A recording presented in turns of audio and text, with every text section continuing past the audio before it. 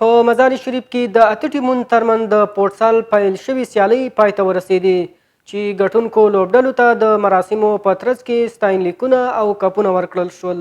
په دغو سیالیو کې د بلخ ولایت د ورزش ریاست عمومي مدیر محمد الله اماد او یو شمېر نورو ګډون درلود. د سیالیو د تنظیم مسئول د دې سیالۍ د هدف او د څرنګوالي په اړه داسې وایي.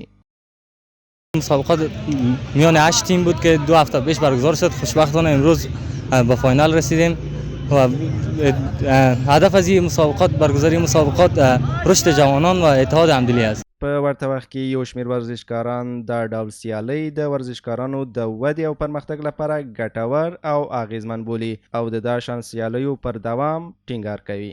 بسیار خوشحال هستم از این بازی که ما شکر در فاینال رسیدیم و بسیار از کسی که باز تورنمنت را اندازی کرده بسیار خوشحال هستیم و از امارات اسلامی میخواهیم که همچنین برنامه را راه اندازی کنند چون که به رشد جوانان فایده دارد. امیدوار هستیم که یک جای یک مکان خوب بهتر از این هم که خوبتر برای ما مهیا باشه که ما بتونیم بازی خود را برگزار کنیم.